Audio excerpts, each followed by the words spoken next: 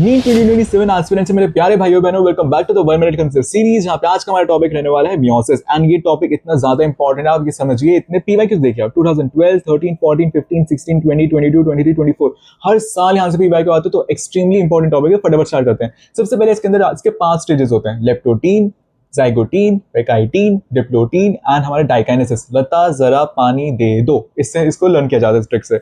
अब लेप्टोटीन के अंदर सबसे पहले जो आपके क्रोमोसोम्स होते हैं वो ग्रेजुअली विजिबल होते हैं लाइट माइक्रोस्कोप में। L for leptotene, L for light microscope.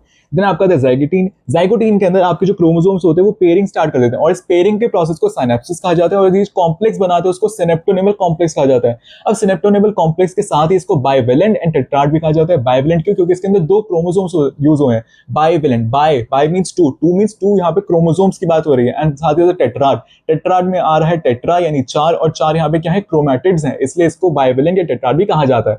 इसके बाद अब पेकाइटिन स्टार्ट होने से पहले एक बहुत इंपॉर्टेंट बात है कि यहाँ पे जो हमारी शुरुआत के 2 स्टेजेस वो भी हुए हैं, लेप्टोटीन एंड जाइगोटीन, ये कम समय के लिए रहते हैं। एंड जो पेकाइटिन होता है वो कंपैरेटिवली थोड़ा ज्यादा टाइम के लिए रहता है। अब पेकाइटिन के अंदर क्या होता है वो फटाफट देखते हैं।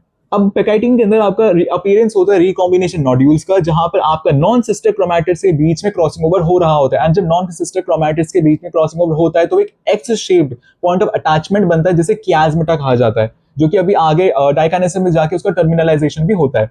फिर यहाँ पे अब जो हमारा क्रॉसिंग ओवर हुआ है, क्रॉसिंग ओवर के दौरान एक एंजाइम लगता है जिसे रिकॉम्बिनेज एंजाइम कहा जाता है। ये बहुत इंपॉर्टेंट है, यहाँ से भी क्वेश्चन कई बार आया है।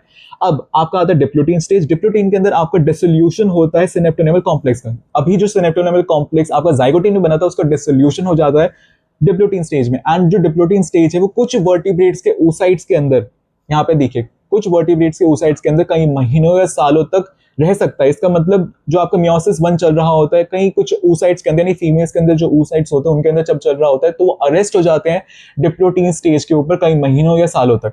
फिर हम लास्टली हमारा आता है डाइकाइनेसिस। डाइकाइनेसिस के अंदर आपका टर्मिनलाइजेशन ऑफ कियास्मेटा हो जाता है, जैसे मैंने अभी आपको बताया था। सो हमारा ये बहुत ही इंपॉर्टेंट टॉपिक है, इसको अच्छे से लर्न कर लीजिएगा, इसको अच्छे से समझ लीजिएगा, पीवाईक्यूज इसके सारे सॉल्व कर लीजिएगा, क्योंकि बहुत ही इंपॉर्टेंट टॉपिक है। इसी तरह मिलता हूं मैं आपसे नई वीडियो में। Thank you so much.